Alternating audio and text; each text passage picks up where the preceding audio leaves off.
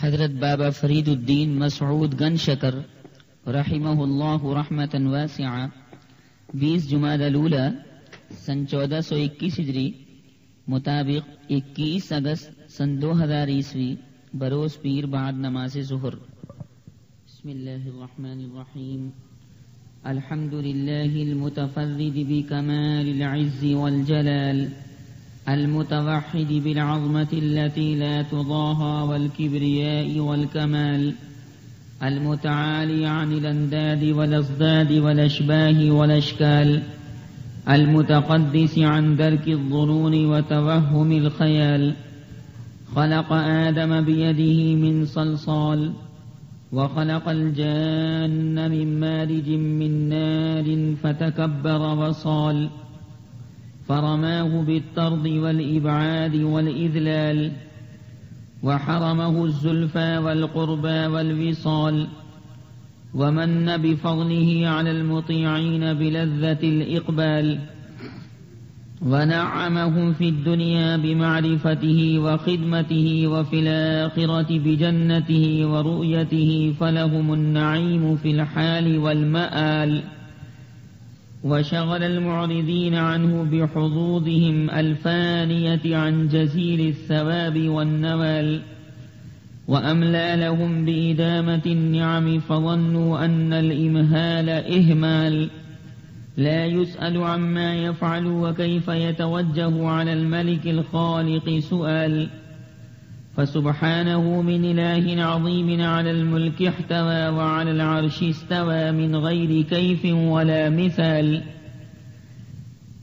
أحمده سبحانه على نعم تترى من غير انفصال وأشكره على جزيل الإحسان والإفضال وأشهد أن لا إله إلا الله وحده لا شريك له المتصف بكل كمال على الكمال شهادة أدخرها لهول السؤال وأرجو بها النجاة من دار الهوان والنكال وأؤمل بها من كرمه كمال النعيم في فسيح الظلال وأشهد أن سيدنا محمدا عبده ورسوله المخصوص بأشرف مقامات الإرسال المؤيد بالآيات المعجزات الدوال اللهم صل وسلم على عبدك ورسولك محمد وعلى آله وأصحابه خير صحب وأفضل آل أما بعد فأعوذ بالله السميع العليم من الشيطان الرجيم بسم الله الرحمن الرحيم ألا إن أولياء الله لا خوف عليهم ولا هم يحزنون الذين آمنوا وكانوا يتقون لهم البشرى في الحياة الدنيا وفي الآخرة لا تبديل لكلمات الله رب اشرح لي صدري ويسر لي أمري واحلل عقدة من لساني يفقه قولي علم الإنسان ما لم يعلم رب زدني علما خواتین و حضرات، اللہ سبحانہ و تعالی نے اپنے آخری پیغمبر نبی آخر الزماں محمد الرسول اللہ صلی اللہ علیہ وسلم کو اس دنیا کے اندر اسی واسطے بھیجا نبوت اور رسالت سے سرفراز فرمانے کے بعد کہ تمام کے تمام لوگ جناب نبی کریم صلی اللہ علیہ وسلم کی اطاعت کریں، فرما برداری کریں، کہنا مانیں، امتثال امر کریں اور اپنی تمام کی تمام زندگی ان قوانین اسلامیہ کے مطابق کر لیں جو جناب نبی کریم صلی اللہ علیہ وسلم اللہ سبحانہ و تعالی کی جانب سے لے کر اس دنیا میں تشریف لائے۔ لہذا باری تعالی نے آقائے مدنی صلی اللہ علیہ وسلم کو مبعوث فرمانے کا مقصود و مطلوب کلام پاک کے 5ویں پارے میں بالکل واضح فرما دیا۔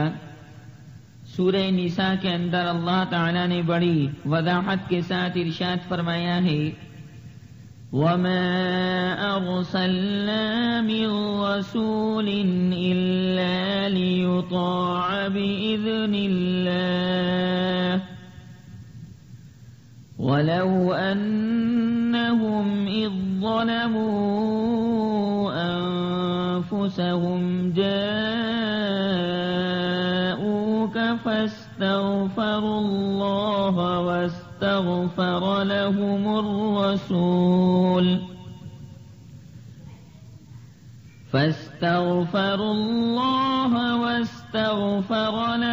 الرسول لوجدوا الله توابا رحيما. اور جس طرح باری تعالیٰ نے نبی اکرم نبی اعظم صلی اللہ علیہ وسلم کو اطاعت کے لیے بھیجا کہ تمام کے تمام لوگ یعنی امت کے افراد آقائے مکی آقائے مدنی صلی اللہ علیہ وسلم کا کہنا مانے، اسی طرح آپ صلی اللہ علیہ وسلم سے پہلے آسمان زمین کے پیدا کرنے والے خدا نے جتنے انبیاء کرام بھیجے، رسول اعظام بھیجے، تو ہر نبی کو اور ہر رسول کو آفتاب و مہتاب کے پیدا کرنے والے خدا نے اسی واسطے بھیجا کہ ان کی امت ان کے زمانے کے اندر ان کی اطاعت کرے، فرما برداری کرے.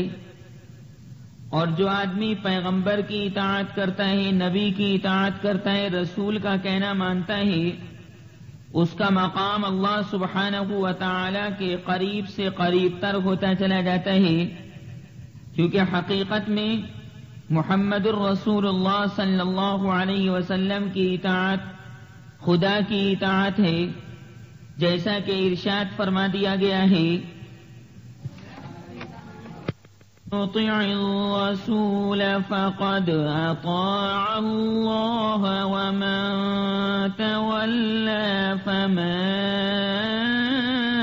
ارسلناک علیہم حفیظا.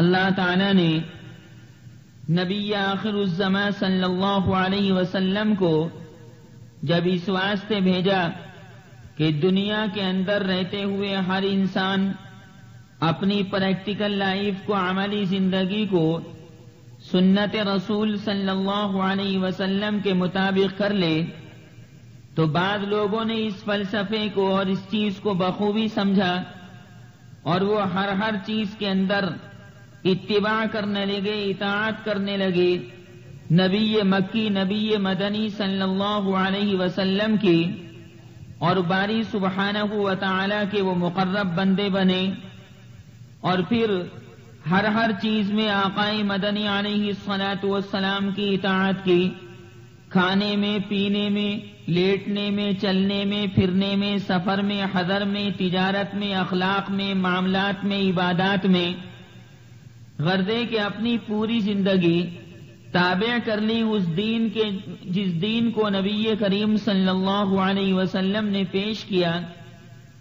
تو حضور پاک صلی اللہ علیہ وسلم کے زمانے میں جو لوگ تھے اور جنہوں نے آپ صلی اللہ علیہ وسلم کو اپنی آنکھوں سے دیکھا، ایمان کی حالت میں آپ صلی اللہ علیہ وسلم سے ملاقات کی اور ایمان کی حالت میں ہی وہ دنیا سے چلے گئے، ان کی وفات ہوئی، وہ تو صحابہ کرام کہلائے.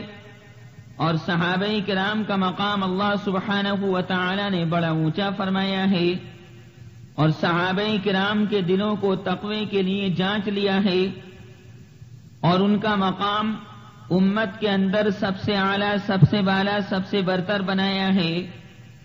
چنانچہ ان کے دل یعنی صحابہ کرام کے دل اسی قابل تھے کہ وہ تقوی کے لیے تیار رہیں، اور تقوی ان دلوں کے اندر موجود رہے. پاکیزہ زندگی، نکھری نکھرائی زندگی، صاف ستھری زندگی. کلام پاک کے 26ویں پارے میں سورہ حجرات کے پہلے رکوع میں اللہ نے ارشاد فرمایا ان صحابہ کرام کے بارے میں، ان الذين يغضون اصواتهم عند رسول الله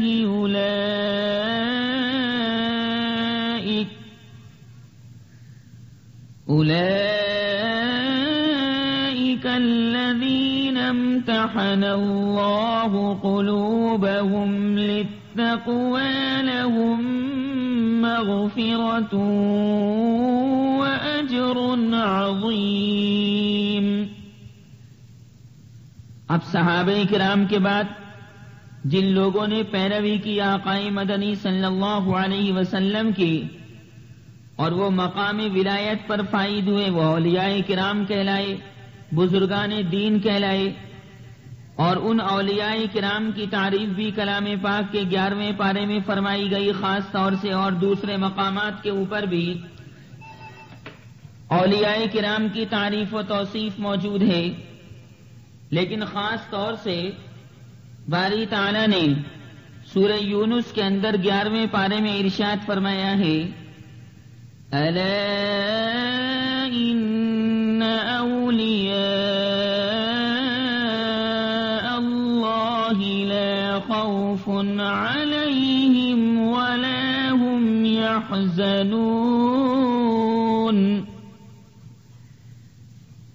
الذین آمنوا وكانوا يتقون لهم البشرى في الحياة الدنيا وفي الآخرة لا تبديل لكلمات الله ذلك هو الفوز العظيم۔ ہندوستان کے اندر بھی، انڈیا کے اندر بھی، بھارت کے اندر بھی، ہمارے اس ملک کے اندر بھی بہت سے اولیاء کرام پیدا ہوئے، بہت سے اولیاء کرام موجود رہے، اور آج بھی اس زمانے کے اندر موجود ہیں۔ ابھی اللہ کے ولیوں سے یہ زمین اور خاص طور سے ہمارا ملک ہندوستان خالی نہیں ہوا ہے۔ یہ 1421 ہجری چل رہی ہے، سن 2000 عیسوی چل رہی ہے، لیکن اللہ کے ولیوں سے یہ ملک بھرا ہوا ہے۔ اللہ سبحانہ و تعالی کے چاہنے والے برابر اس دنیا کے اندر، خصوصاً اس ملک ہند کے اندر موجود ہیں۔ پرانے زمانے کے اندر اللہ سبحانہ و تعالی نے ان اولیاء کرام کے اندر حضرت بابا فرید الدین مسعود گنج شکر علیہ الرحمہ کو بھی پیدا فرمایا، اور بابا صاحب علیہ الرحمہ نے بھی اپنی زندگی نبی اکرم نبی اعظم صلی اللہ علیہ وسلم کے شاندار قوانین کے مطابق کر رکھی تھی۔ ہندوستان کے اندر اور ہندوستان سے باہر پوری دنیا کے اندر حضرت بابا فرید الدین گنج شکر قدس سرہ مشہور و معروف ہیں۔ اللہ سبحانہ و تعالی نے ان کے ذریعے سے بھی سینکڑوں کفار اور فجار اور فساق کو ہدایت نصیب فرمائی، کیونکہ ہدایت تو حقیقت میں باری سبحانہ و تعالی کے قبضہ قدرت میں ہے۔ کوئی آدمی اگر کسی کو ہدایت دینا چاہے تو وہ اس کے بس کی بات نہیں، جب تک آسمان زمین کا پیدا کرنے والا خدا اس کی ہدایت کو نہ چاہے۔ ایک آدمی شراب پیتا ہے، نشے میں دھت رہتا ہے، شراب کے نشے میں بچوں کو مارتا ہے، بیوی کو مارتا ہے، تو ظاہر سی بات ہے کہ اس کو قرآن کریم کے ذریعے اور احادیث کریمہ کے ذریعے، شاندار نصائح کے ذریعے، نصائح غالیہ کے ذریعے سمجھایا جا سکتا ہے۔ لیکن اگر اللہ تعالیٰ چاہے تو ایک آن میں، ایک سیکنڈ میں، ایک لمحے کے اندر اس شرابی کو توبہ کی توفیق عنایت فرما سکتا ہے، اس کے لیے کوئی مشکل نہیں۔ اللہ تعالیٰ نے بڑے بڑے چوروں کو اور ڈاکوؤں کو، بدتمیز اور بدمعاشوں کو اچھا کیا، نیک کیا، اور وہ صالحین یعنی بزرگوں کی فہرست میں داخل ہو گئے، شامل ہو گئے۔ چنانچہ ہدایت اللہ سبحانہ و تعالی نے اپنے ہاتھ کے اندر رکھی ہے، اور میری مستقل کیسٹ ہے ہدایت کے عنوان سے، جس کے اندر ہدایت کی 6 قسمیں میں نے تفصیل کے ساتھ بیان کی ہیں۔ جو ہدایت کے بارے میں اور ہدایت کی ان 6 اقسام کے بارے میں مزید معلومات حاصل کرنا چاہیے، وہ اس کیسٹ کو لے اور خرید کر اس کو سنے اور معلومات میں اضافہ کرے۔ کلام پاک کے 20ویں پارے میں اللہ نے فرمایا ہے سورہ قصص کے اندر، إنك لا تهدي من أحببت ولكن الله يهدي من يشاء. اے محمد صلی اللہ علیہ وسلم، آپ جس کو ہدایت دینا چاہتے ہیں اس کو ہدایت نہیں دے سکتے جب تک باری تعالیٰ اس کو ہدایت دینا نہ چاہیے.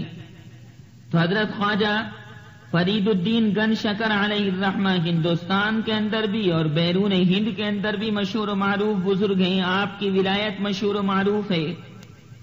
اللہ سبحانہ و تعالی نے ان کو بھی اپنا ولی بنایا، مقرب بندہ بنایا. ان کا نسبی تعلق جو ہے وہ مسلمانوں کے دوسرے خلیفہ حضرت عمر ابن خطاب رضی اللہ تعالی عنہ سے ہے. حضرت بابا فرید الدین مسعود گن شکر علیہ الرحمہ کے والد صاحب کا نام جمال الدین سلیمان تھا، اور جمال الدین سلیمان کے والد کا نام قاضی شعیب تھا، اور قاضی شعیب کے والد صاحب کا نام شیخ محمد احمد تھا، اور محمد احمد کے والد صاحب کا نام شیخ محمد یوسف تھا، اور شیخ محمد یوسف کے والد کا نام شیخ شہاب الدین تھا، اور شیخ شہاب الدین کے والد کا نام فرخ شاہ جو کابل کا بادشاہ تھا، اور فرخ شاہ کے والد صاحب کا نام نصیر الدین محمود تھا، اور نصیر الدین محمود کے والد صاحب کا نام شیخ سلیمان تھا، اور شیخ سلیمان کے والد کا نام شیخ مسعود، اور شیخ مسعود کے والد کا نام شیخ عبداللہ واعظ اصغر، اور شیخ عبداللہ واعظ اصغر کے والد صاحب کا نام شیخ ابو الفتح واعظ اکبر،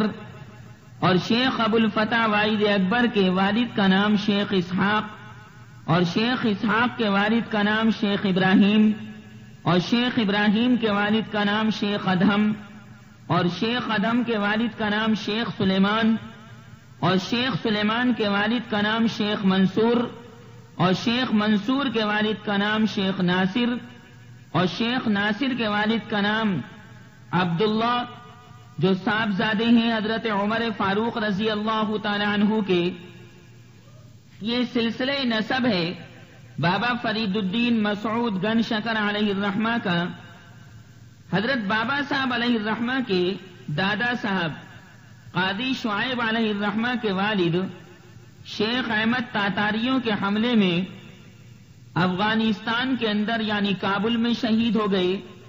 تو قاضی شعیب علیہ الرحمہ کابل کو چھوڑ کر ہندوستان تشریف لے آئے، اور آپ سب سے پہلے لاہور پہنچے جو اس وقت پاکستان کے اندر ہے. اس زمانے میں ہندوستان کے اندر تھا یہ لاہور، اور لاہور کے بعد مقام قصور سے ہوتے ہوئے مقام کھتوال پہنچے جس کا موجودہ نام چاولی مشائخ ہے.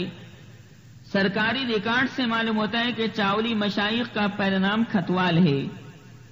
اور بزرگوں کے حالات میں جو کتاب ہے سیر الاولیاء، تو سیر الاولیاء کے مطابق قصور کے قاضی کی وساطت سے حضرت قاضی شعیب علیہ الرحمہ کو بادشاہ نے کھتوال کے قاضی کا عہدہ سپرد کیا. قاضی شعیب علیہ الرحمہ جو بابا فرید الدین مسعود گن شکر علیہ الرحمہ کے دادا صاحب ہیں، ان کے 2 فرزند تھے، 2 بیٹے تھے. بڑے بیٹے کا نام قاضی جمال الدین سلیمان اور چھوٹے بیٹے کا نام قاضی عبداللہ تھا. قاضی سلیمان علیہ الرحمہ بڑے عالم اور فاضل تھے، اور ان کی شادی حضرت مولانا وجیہ الدین خجندی کی صاحبزادی سے ہوئی. اور یہ بھی ظاہر ہے ان کی صاحبزادی بہت زیادہ عابدہ صالحہ تھیں. والد ماجد کے انتقال کے بعد آپ کھتوال کے قاضی مقرر ہوئے. قاضی جمال الدین سلیمان کے 3 بیٹے تھے. پہلے بیٹے کا نام شیخ اعز الدین محمود تھا، دوسرے بیٹے کا نام بابا فرید الدین مسعود گن شکر تھا جن کا بیان آج کے درس میں ہو رہا ہے، اور تیسرے بیٹے کا نام حضرت شیخ نجیب الدین متوکل تھا. یہ تینوں صاحبزادے بے انتہا نیک تھے. حضرت بابا فرید الدین مسعود گن شکر علیہ الرحمہ کی والدہ کا نام قرسم تھا، قاف را سین میم، بعض لوگوں نے اس کو قرسم پڑھا ہے۔ بابا صاحب کی امی بے انتہا عبادت گزار، زاہدہ، عابدہ، صالحہ، صائمہ، روزہ رکھنے والی مستجاب الدعوات تھیں۔ جو دعا مانگتی تھیں وہ بے انتہا قبول ہوتی تھی۔ حضرت بابا فرید الدین مسعود گن شکر علیہ الرحمہ کی پیدائش کتاب سیر الاولیاء کے مطابق 569 ہجری میں ہوئی اور بابا صاحب کا انتقال سن 664 ہجری کے اندر ہوا۔ اس حساب سے بابا صاحب کی عمر 95 سال بنتی ہے، لیکن کتاب فوائد الفؤاد میں بابا صاحب کی عمر حضرت شیخ نظام الدین اولیاء علیہ الرحمہ نے 93 سال بتائی ہے، جس کا مطلب یہ ہے کہ بابا صاحب کا سن پیدائش 571 ہجری ہے، جو بعض تواریخ کے اندر موجود ہے۔ تو بابا صاحب کی والدہ خواتین و حضرات بے انتہا نیک، متقی، پرہیزگار تھیں، اور ظاہر ہے کہ جب ماں نیک ہوتی ہے تو اپنے بیٹے کی، اپنی آل اولاد کی پرورش اسی نیکی کے ماحول میں کرتی ہے، کلام پاک کے ماحول میں کرتی ہے، تلاوت کے ماحول میں کرتی ہے، نبی اکرم صلی اللہ علیہ وسلم کی سنتوں کے ماحول میں کرتی ہے۔ ایسی ماں جو قرآن پاک کی عاشق، ایسی عورت جو قرآن پاک کو پڑھنے والی، ایسی ماں جو نبی کریم صلی اللہ علیہ وسلم کی سنتوں کی عاشق، ایسی ماں جو حلال اور حرام کے درمیان خوب تمیز کرنے والی، ایسی ماں جو اپنی آل اولاد کو حلال لقمے کھلانے والی اور حرام لقموں سے، حرام کھانوں سے بچانے والی، ماکولات، مشروبات، مطعومات، ملبوسات، یہ تمام کی تمام چیزیں حلال طریقے سے حاصل کرنے والی، اللہ سبحانہ و تعالی تقوی، پرہیزگاری جس طرح خواتین و حضرات مردوں کو عنایت فرماتے ہیں، ایسے عورتوں کو بھی باری تعالی متقی اور پرہیزگار بناتے ہیں۔ ان کی زندگی بھی طہارت اور نظافت اور پاکیزگی کے ساتھ گزرتی ہے۔ اللہ سبحانہ و تعالی کا دین دونوں کے لیے ہے، مردوں کے واسطے بھی ہے اور عورتوں کے واسطے بھی ہے۔ چنانچہ صلاح اور تقوی مردوں کے اندر بھی پایا جا سکتا ہے، اور صلاح اور تقوی اور پاکیزگی عورتوں، مستورات اور خواتین کے اندر بھی پایا جا سکتا ہے۔ اسی بنیاد پر اللہ سبحانہ و تعالی نے حضرت بابا فرید الدین مسعود گن شکر علیہ الرحمہ کی امی جان کو بڑا متقی، پرہیزگار بنایا تھا۔ سیر العارفین کے اندر لکھا ہوا ہے کہ بابا صاحب کی امی تہجد گزار تھیں، اللہ سبحانہ و تعالی کے ذکر میں اپنی زبان کو تر رکھا کرتی تھیں، اور ظاہر ہے کہ جو باری تعالی کے ذکر میں اپنی زبان کو تر رکھے گا یا تر رکھے گی، اللہ سبحانہ و تعالی کی رحمت کاملہ اس کی جانب متوجہ ہوگی، اور باری تعالی کی خصوصی رحمت کی چادر میں اس کو ڈھانپ لیا جائے گا، کیونکہ وہ اللہ تعالی کا ذکر کرتی ہے، مخلوق کا ذکر کرنے کے بجائے خالق کے ذکر کے اندر لگی رہتی ہے، کیونکہ اللہ تعالی نے، خالق اور مالک نے، بادشاہ مطلق نے، شاہ مطلق نے اپنا ذکر بندوں کے اوپر لازم کیا ہے اور خوب کرنے کا حکم دیا ہے۔ چنانچہ کلام پاک کے 22ویں پارے میں سورہ احزاب کے اندر اللہ نے ارشاد فرمایا، يا أيها الذين آمنوا اذكروا الله ذكرا كثيرا وسبحوه بكرة وأصيلا۔ صبح شام میرے گن گاؤ، ہر وقت میرے گن گاؤ، مجھ کو یاد کرو تاکہ میری یاد اس دنیا کے اندر بھی تمہیں فائدہ پہنچائے، اور میری یاد تمہیں قبر کے اندر بھی فائدہ پہنچائے اور آخرت کے اندر بھی تمہیں فائدہ پہنچائے۔ چنانچہ ان کی بابا صاحب کی والدہ ماجدہ تہجد گزار، ایک رات جب بابا صاحب کی امی جان تہجد کے اندر مشغول تھی، اللہ کے ذکر اور فکر کے اندر مشغول تھیں، تو ان کے گھر میں چور داخل ہوا۔ جیسے اس وقت چوروں کا بہت زیادہ زور چل رہا ہے، عام طور سے لوگ ڈکیتی کر رہے ہیں، نقب زنی کر رہے ہیں، اسی طرح چوری کر کر کے حرام لقمہ اپنے پیٹوں کے اندر ڈال لیں، چور اور ڈاکو مخلوق کو پریشان کر رہے ہیں، حالانکہ ڈکیتی مارنا بھی حرام ہے اور چوری کرنا بھی حرام ہے، لیکن جب آدمی برائی کے اوپر آتا ہے تو وہ حلال حرام کو نہیں دیکھتا، وہ شیطان کا چیلا بن جاتا ہے، وہ رحمان کا بندہ بننے کے بجائے شیطان کا غلام اور شیطان کا بندہ بننے کی کوشش کرتا ہے، اور پھر ایسی بدتمیزی پر اترتا ہے کہ شیطان بھی اس بدتمیزی پر شرماتا ہے۔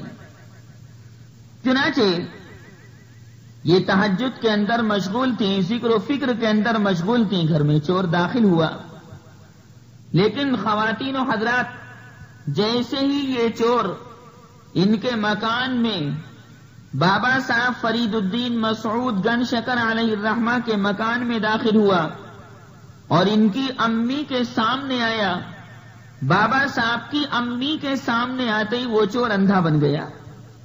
اب بھاگنا چاہتا تھا، لیکن چونکہ اللہ نے آنکھیں چھین لی، بینائی کی قوت چھین لی، بصارت چھین لی، دکھائی دینا بند ہو گیا، لہذا اب بھاگنے کی کوشش کرتا ہے لیکن بھاگ نہیں پاتا۔ کدھر کو بھاگوں، دیکھتا تو ہے نہیں، دائیں کو بھاگوں، بائیں کو بھاگوں، آگے کو بھاگوں، پیچھے کو بھاگوں، دکھائی نہیں دیتا، اندھا ہو چکا تھا، کیا کرتا؟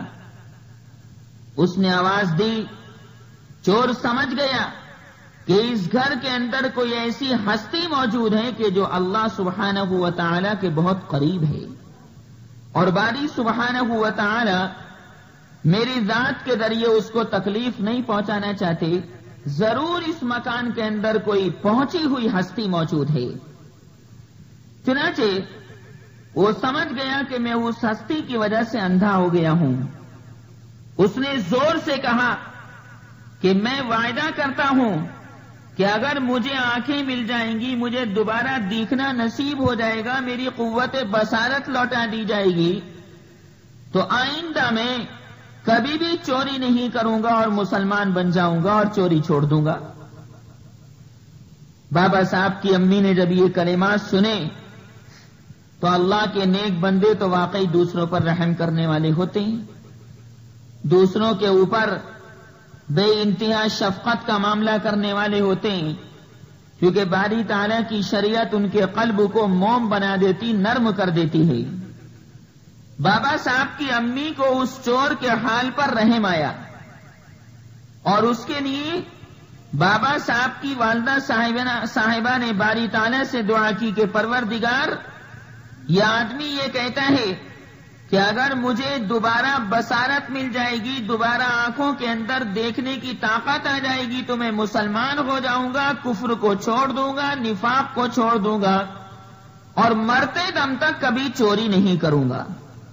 پروردگار، تو اس چور کی آنکھیں اس کو عنایت فرما دے۔ چنانچہ بابا صاحب کی امی جان نے یہ دعا فرمائی چور کے حق میں، تو چور کی آنکھیں باری سبحانہ و تعالی نے دوبارہ واپس کر دی، دیکھنے کی صلاحیت موجود ہو گئی۔ وہ گھر سے نکل کر بھاگا، اور صبح ہونے کے بعد وہ چور بال بچوں سمیت ان کی خدمت میں حاضر ہوا اور کہا کہ آپ تمام کے تمام لوگ مجھے نیک لگتے ہیں، نیک معلوم ہوتے ہیں، اللہ کے ولی معلوم ہوتے ہیں، تو سارا خاندان ہی اچھا لگتا ہے، یہاں تو نور محسوس ہوتا ہے، یہاں نجات اور سلامتی محسوس ہوتی ہے، لہذا آپ حضرات ہم سب کو مسلمان کر لیجئے، کلمہ پڑھوا دیجئے۔ جب آپ اتنے اچھے ہیں تو آپ کا نبی کتنا اچھا ہوگا، آپ جب اتنے اچھے ہیں تو آپ کا پیغمبر کتنا اچھا ہوگا، اس پیغمبر کا کلمہ مجھے پڑھوائیے جس پیغمبر کی آپ اطاعت کرتے ہیں۔ چنانچہ ان تمام لوگوں کو کلمہ پڑھوایا گیا، لا الہ الا اللہ محمد الرسول اللہ، اور یہ سب مشرف بہ اسلام ہوئے۔ اس کے بعد اس چور نے اس گھرانے کی یعنی بابا صاحب کے گھرانے کی بہت خدمت کی اور بزرگی کو پہنچا، اور اس کا اسلامی نام عبداللہ رکھا گیا۔ یہ حضرت بابا فرید الدین گن شکر علیہ الرحمہ کی ماں کا حال میں نے آپ کے سامنے عرض کیا۔ خواتین و حضرات، عورت اگر چاہے تو وہ نیک بن سکتی ہے، عورت اگر چاہے تو اللہ سبحانہ و تعالی کا مقرب بندوں میں اپنا شمار کروا سکتی ہے، نیک بندی بن سکتی ہے۔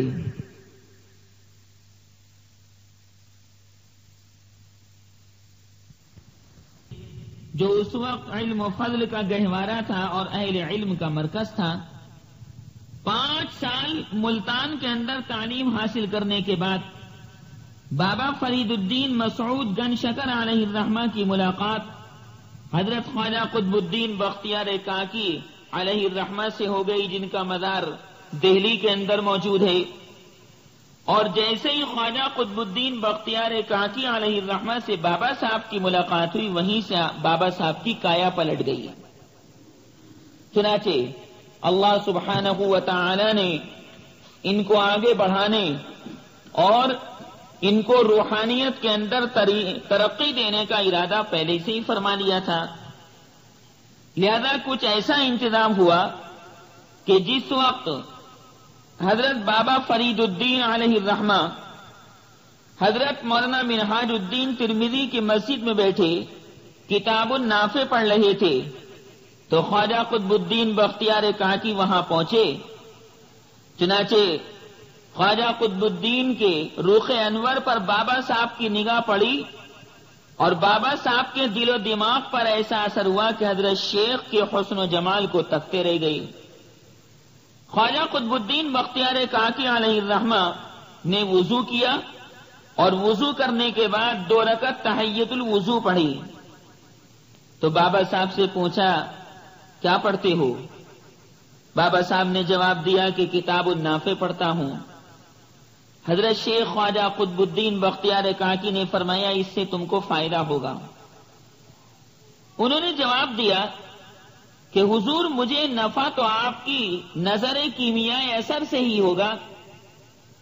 چنانچہ حضرت بابا صاحب کا میلان دیکھ کر خواجہ قطب الدین بختیار کاکی بہت خوش ہوئے اور فرمایا کہ نہیں، پہلے ظاہری تعلیم کی تکمیل ضروری ہے۔ سیر الاولیاء کے اندر لکھا ہوا ہے کہ اس واقعے کے بعد حضرت خواجہ قطب الدین بختیار کاکی دہلی تشریف لے گئے تو حضرت بابا صاحب علیہ الرحمہ بھی ساتھ تھے اور دہلی جا کر بابا صاحب نے بیعت کر لی خواجہ قطب الدین بختیار کاکی کے دست حق پرست پر اور اللہ کے ذکر میں لگ گئے۔ بابا صاحب علیہ الرحمہ چشتی سلسلے کے مشہور بزرگ ہیں۔ بابا فرید الدین علیہ الرحمہ نے خواجہ قطب الدین بختیار کاکی علیہ الرحمہ کے دست حق پرست پر بیعت فرمائی اور اللہ سبحانہ و تعالی کی مخلوق کو بے انتہا فائدہ پہنچایا۔ اس سے پہلے خواتین و حضرات، میں آپ کے سامنے حضرت خواجہ نظام الدین اولیاء علیہ الرحمہ کے حالات بیان کر چکا ہوں اور خواجہ نظام الدین اولیاء علیہ الرحمہ کے عنوان سے میری مستقل تقریر اور کیسٹ موجود ہے۔ یہ خواجہ نظام الدین اولیاء علیہ الرحمہ انہیں بابا فرید الدین مسعود گن شکر علیہ الرحمہ کے مرید تھے اور خلیفہ تھے۔ اللہ سبحانہ و تعالی کے برگزیدہ پیغمبر جناب نبی کریم صلی اللہ علیہ وسلم نے جو شریعت اسلامیہ پیش فرمائی، ان تمام بزرگان دین نے جو واقعی اپنی زندگی سنت کے مطابق گزارتے تھے، انہوں نے اسی شریعت اسلامیہ کو پھیلایا۔ آج کل کے جاہل صوفیوں کی طرح نہیں کہ وہ تو اپنی بندگی کرواتے ہیں، اپنے سامنے سجدے کرواتے ہیں، اپنی چوما چاٹی کرواتے ہیں۔ اللہ کا نیک بندہ خواتین و حضرات ہمیشہ اس بات کی دعوت دے گا کہ تم رب والے بنو، اللہ والے بنو اور وہ طریقہ اختیار کرو جو طریقہ نبی کریم صلی اللہ علیہ وسلم نے پیش فرمایا ہے۔ اگر کوئی آدمی یہ چاہے کہ میں حضور علیہ الصلاۃ والسلام کے طریقے کے خلاف زندگی گزاروں اور طریقے کے خلاف زندگی گزارتے ہوئے میں اللہ کا ولی بن جاؤں تو خدا کی قسم وہ مقام ولایت کو پا نہیں سکتا۔ جو آدمی حضور پاک صلی اللہ علیہ وسلم کے پاک طریقے پر چلے گا اسی کو اللہ اپنا ولی بنائے گا اور وہی نیک کہے جانے کا مستحق بنے گا۔ ہر نبی نے اسی چیز کو پیش کیا کہ تم رب والے بنو۔ تیسرے پارے میں اللہ نے فرمایا سورہ آل عمران کے اندر، ما كان لبشر أن يؤتيه الله الكتاب والحكم والنبوة ثم يقول للناس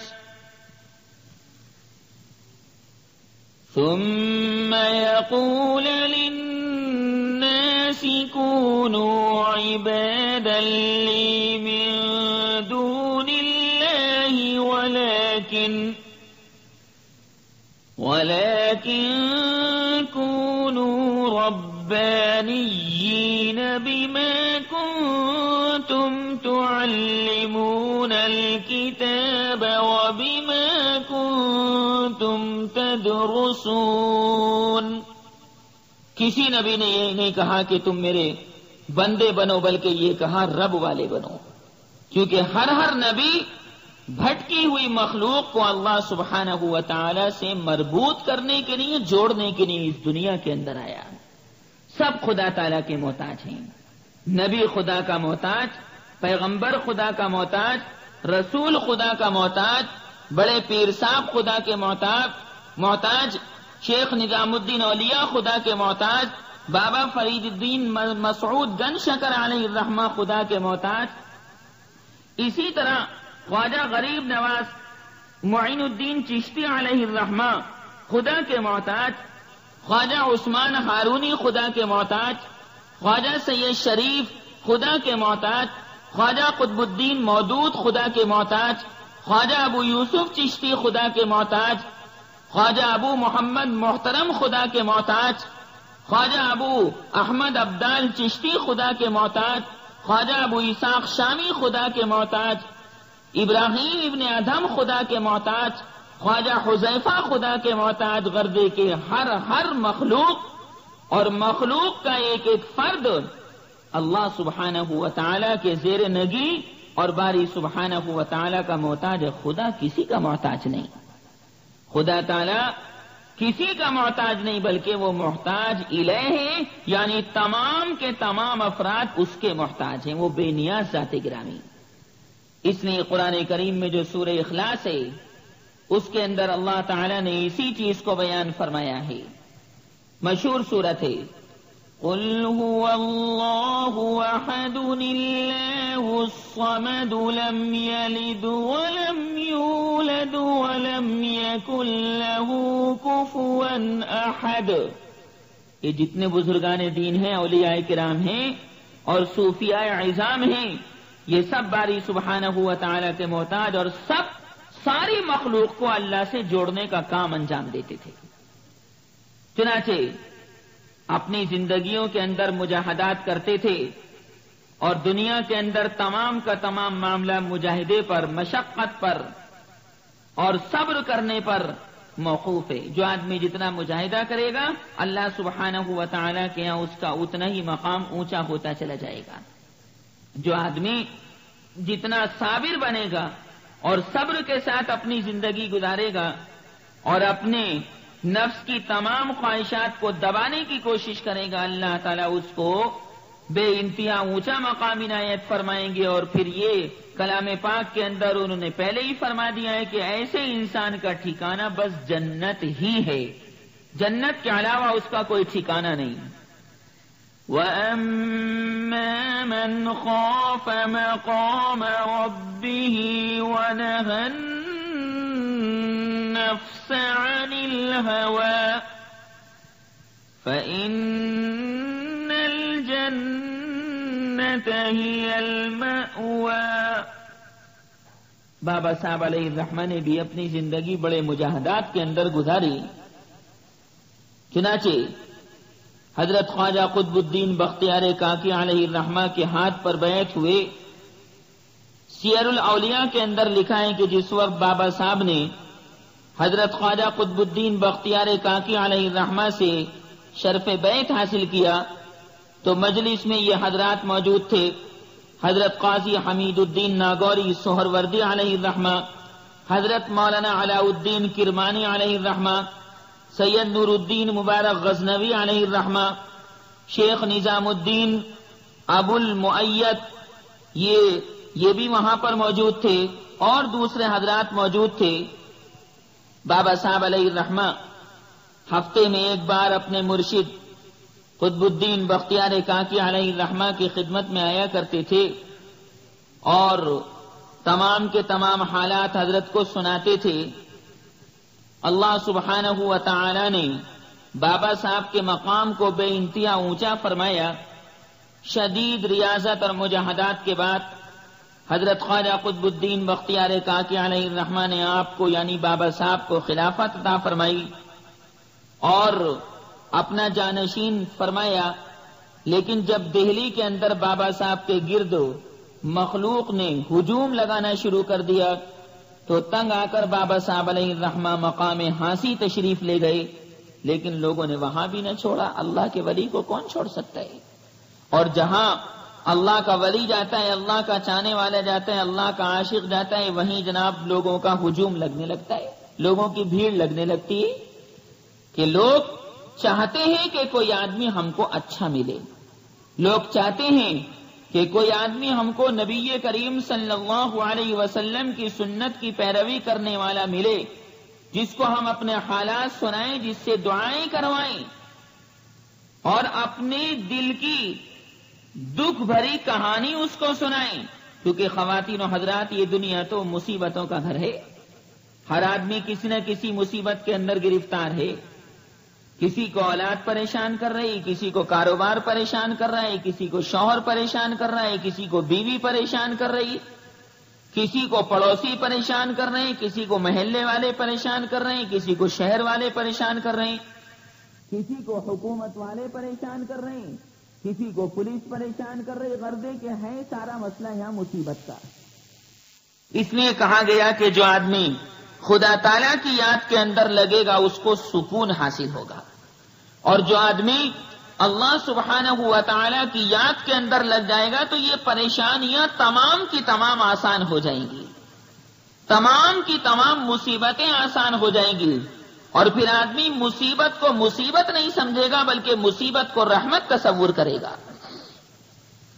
چنانچہ کلام پاک کے اندر اس لیے فرمایا گیا کہ میرے بندو، اس مصیبت کے گھر میں یعنی دنیا کے اندر تم مجھ کو یاد کرتے رہو، میں شفقت اور مہربانی کے ساتھ تم کو یاد کرتا رہوں گا، تمہاری مصیبت کو مصیبت نہیں رہنے دوں گا بلکہ تمہارے دل کے اندر سکینہ نازل کروں گا، جس سے تم آرام کے ساتھ زندگی گزارو گے، رات کو پیر پھیلا کر آرام کے ساتھ سو جاؤ گے، تمہیں کوئی پریشانی لاحق نہیں ہوگی، اور تم یہ سمجھو گے کہ یہ دنیا تو ہمارا ٹھکانہ ہے نہیں بلکہ ہمیں تو جانا ہے اللہ سبحانہ و تعالی کی جانب، اور سب اللہ ہی کی جانب جائیں گے اور جا رہے ہیں۔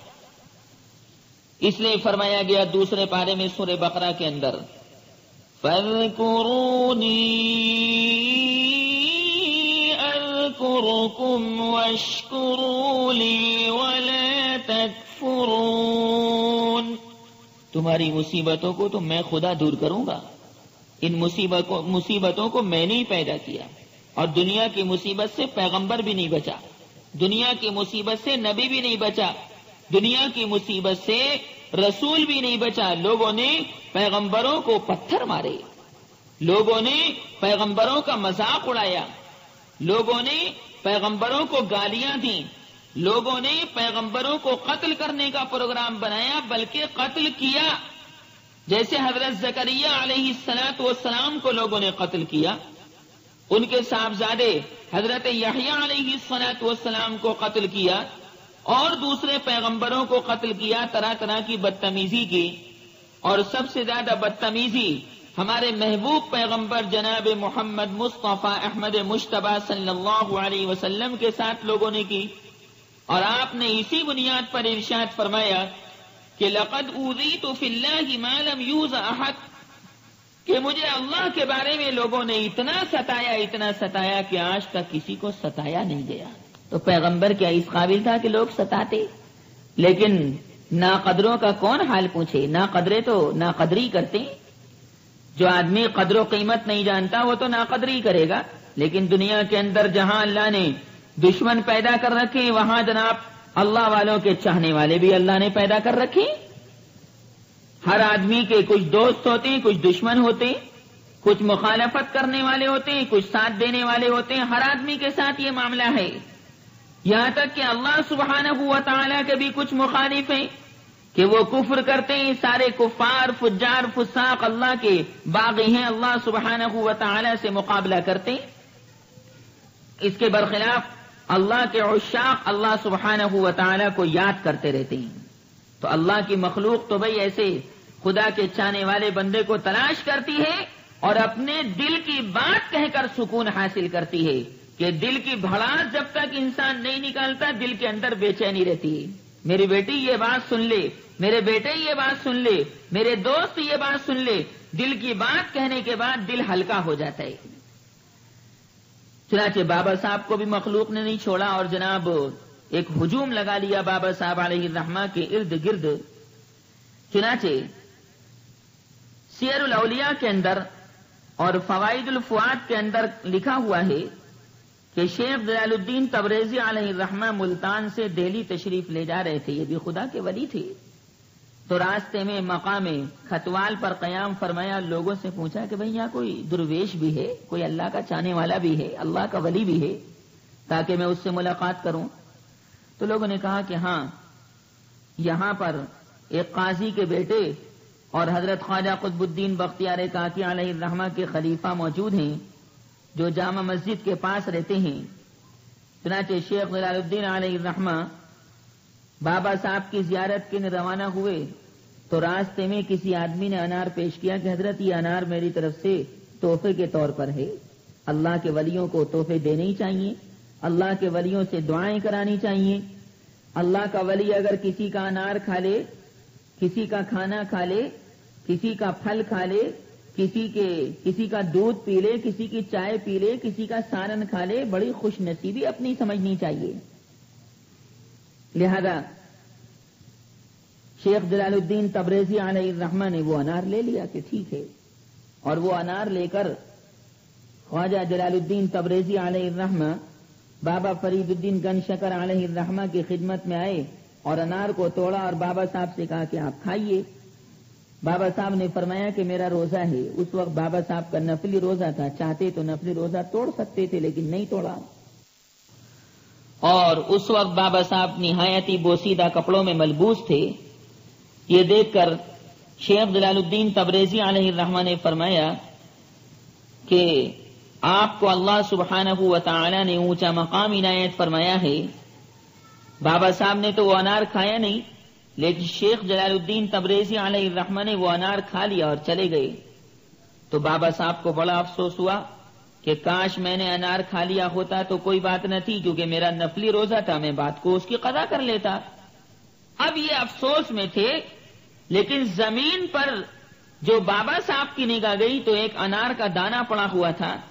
بابا صاحب نے اسے اٹھا کر دستار اور پگڑی کے کونے میں باندھ لیا، اور جب مغرب ہوئی اور روزہ افطار کرنے کا وقت آن پہنچا تو بابا صاحب نے اسی انار کے ایک دانے سے روزہ افطار کیا.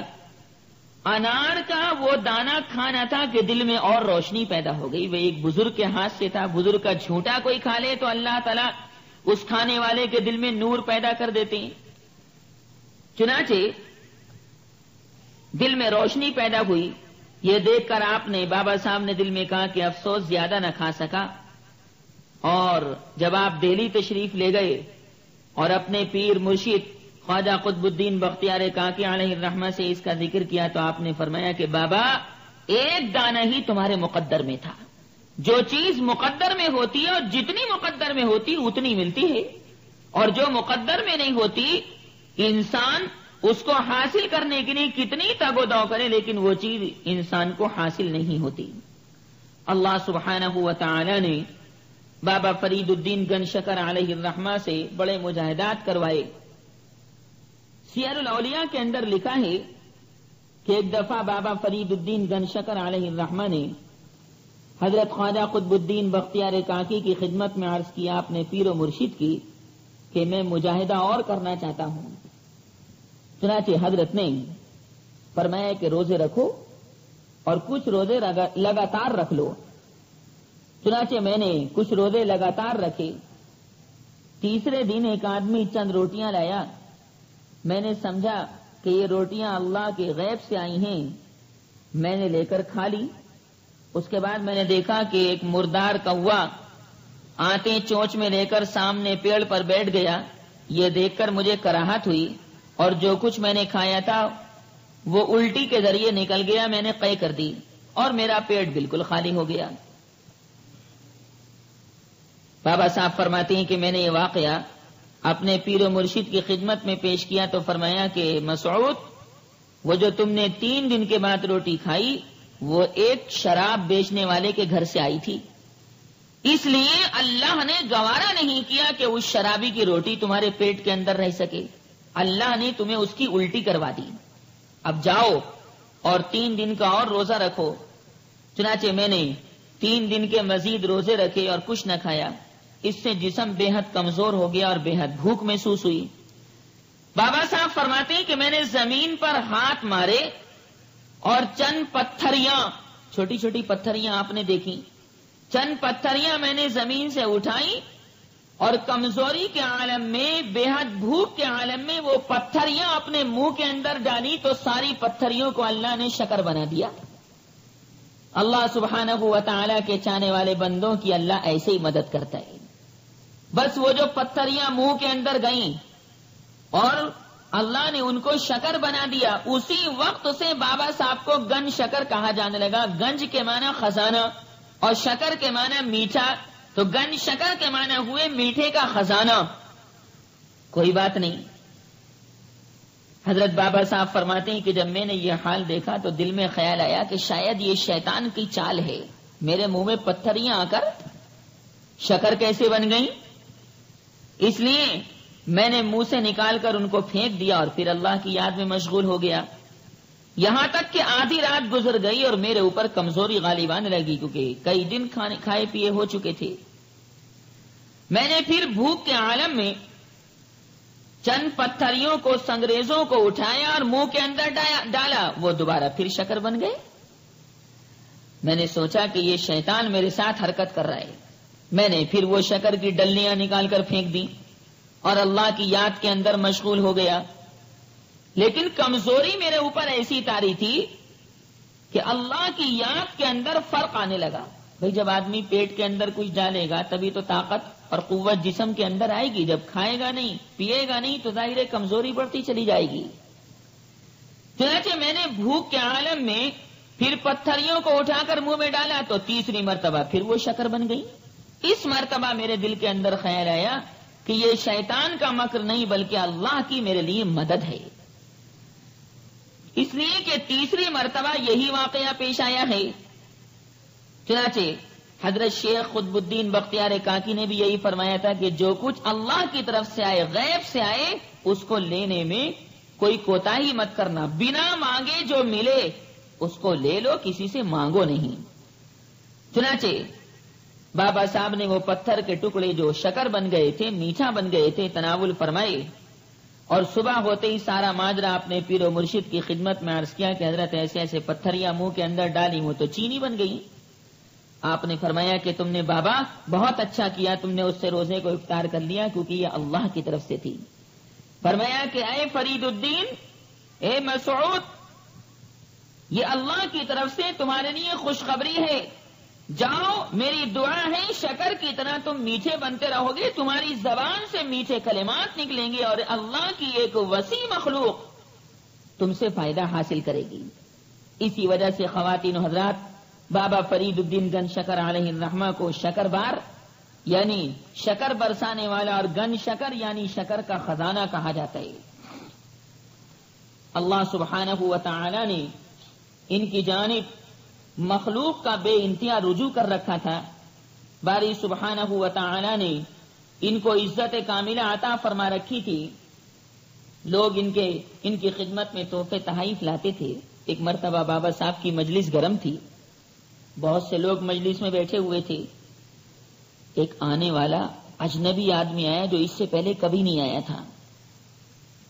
وہ اجنبی آدمی بابا صاحب نے بھی اس کو نہیں پہچانا اور مجلس کے اندر جو لوگ بیٹھے ہوئے تھے انہوں نے بھی نہیں پہچانا.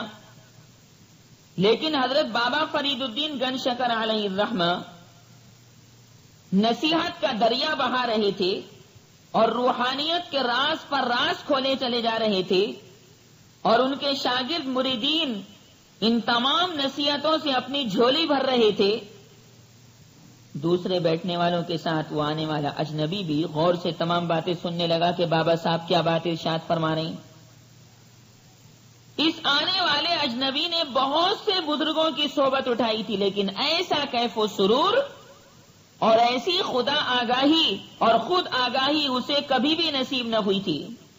آج اس کے ذہن و دماغ میں یہ بات آ رہی تھی کہ آخر دنیا بابا فرید کو قطب دورہ کیوں کہتی ہے اور ان کے دادا پیر خواجہ معین الدین اجمیری علیہ الرحمہ نے انہیں شہباز ولایت کا لقب کیوں دیا ہے. بابا صاحب کی زبان مبارک سے جو کلمات نکل رہے تھے ایسا لگ رہا تھا جیسے پھول جھڑ رہے ہیں جن کی خوشبو سے ذہن و دماغ معطر ہو رہا ہے. بابا صاحب چونکہ دل سے گفتگو فرما رہے تھے اور دل سے جو بات نکلتی ہے دلوں میں اترتی چلی جاتی ہے. از دل خیزت بر دل ریزت، دل سے جو بات نکلتی ہے اثر رکھتی ہے پر نہیں طاقت پرواز مگر رکھتی ہے. چنانچہ تمام کے تمام لوگ گفتگو سن رہے تھے. گفتگو ہوتے ہوتے کھانے کا ٹائم آن پہنچا اور خادموں نے اطلاع دی کہ کھانا تیار ہے. دسترخوان پر کھانا چن دیا گیا ہے. سب کھانے والے مہمان اٹھ گئے، سب نے ہاتھ دھوئے اور سب دسترخوان پر جا کر بیٹھنے لگے مگر بابا صاحب اپنی جگہ پر بیٹھے رہے کیونکہ بابا فرید الدین گن شکر علیہ الرحمہ اکثر و بیشتر روزے سے رہتے تھے اور اس دن بھی حضرت کا روزہ تھا، نفلی روزہ رکھتے تھے. بس ان دنوں کے اندر روزہ عام طور سے نہیں رکھتے تھے جن دنوں کے اندر روزہ رکھنا منع ہے. مجلس برخاست ہو گئی اور اس کے ساتھ اجنبی آدمی بھی کھانے کے لیے چلا گیا. حضرت بابا فرید الدین گن شکر علیہ الرحمہ کا یہ معمول تھا کہ عموماً عصر کی نماز کے بعد مجلس منعقد فرماتے جس میں باہر سے آئے ہوئے لوگ اپنی تمام کی تمام درخواستیں پیش کرتے، تحفے دیتے، ہدیے پیش کرتے. عصر کی نماز کے بعد اس مجلس کے اندر وہ آنے والا اجنبی بھی شریک تھا جو پہلی مرتبہ بابا صاحب کی مجلس کے اندر آیا تھا.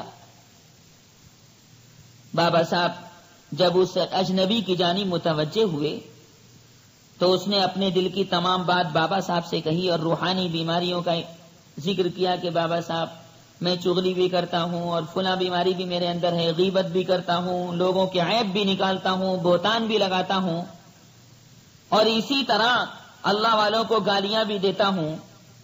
لیکن بابا صاحب کی مجلس کے اندر جب اس نے ان تمام برائیوں کا ذکر کیا تو اس نے اپنے دل کے اندر ایسا محسوس کیا کہ گویا ایک لمحے کے اندر اللہ نے تمام برائیاں بابا صاحب کی برکت سے میرے دل سے نکال دیں. چنانچہ اس نے عرض کیا کہ حضرت مجھے اپنے ہاتھ پر بیعت کیجئے. اللہ والوں کے ہاتھ پر بیعت ہونے میں کوئی برائی نہیں لیکن جاہل صوفیوں کے ہاتھ پر بیعت نہیں ہونا چاہیے جو ایک وقت کی نماز بھی نہیں پڑھتے، جو جناب شیطان کا چہرہ بنا کر لوگوں کو گمراہ کرتے رہتے ہیں، نہ خود نماز پڑھتے ہیں نہ اپنے مریدوں کو نماز پڑھواتے ہیں. چنانچہ جب وہ بیعت ہو گیا تو اس نے کہا کہ بابا ایک ہدیہ آپ کی خدمت میں لایا ہوں، قبول فرمائیے. چنانچہ بابا صاحب نے فرمایا کہ کیا لائے ہو؟ اس نے کہا اے بابا میرے علاقے کے اندر بڑی شاندار قینچیاں بنتی ہیں، ایک سے ایک شاندار قینچی بنتی میرے علاقے کے اندر، ایک قینچی آپ کی خدمت میں لایا ہوں، آپ اس قینچی کو قبول فرما لیجئے. بابا صاحب نے اس قینچی پر اپنا ہاتھ رکھ دیا جو اس بات کی دلیل تھی کہ جا میں نے تیرا ہدیہ قبول کر لیا. لیکن ہاتھ رکھنے کے بعد اس آنے والے اجنبی سے فرمایا کہ میرے بیٹے تو نے یہ قینچی مجھے ہدیے میں دی اور ہدیہ قبول کرنا سنت ہے، اگر جائز طریقے سے ہو میں نے یہ تیری قینچی قبول کی، لیکن یہ قینچی اب میرے پاس سے تو لے جا، میں اس قینچی کو پسند نہیں کرتا کیونکہ قینچی کا کام کاٹنا اور جدا کرنا ہے، میں تو لوگوں کو جوڑتا ہوں۔ میں تو سوچ رہا تھا کہ شاید تو مجھے سوئی دھاگا دے گا، کیونکہ سوئی دھاگے سے جوڑا جاتا ہے اور قینچی سے کاٹا جاتا ہے۔ سوئی دھاگا دو جدا جدا کپڑوں کو جوڑ دیتا ہے۔ اللہ والوں کا کام کاٹنا اور جدا کرنا نہیں، اللہ والوں کا کام دلوں کو جوڑنا اور نفرت کے نشانات مٹا کر محبت پیدا کرنا اور لوگوں کے منتشر طبقات کو تسبیح کے دانوں کی طرح خدا کی ڈوری میں پرو دینا، یہ ہے اللہ والوں کا کام۔ اور یہی ہمارے آخری پیغمبر جناب محمد الرسول اللہ صلی اللہ علیہ وسلم کا عمل مبارک تھا کہ آپ جوڑتے تھے، آپ توڑنے کو پسند نہیں فرماتے تھے۔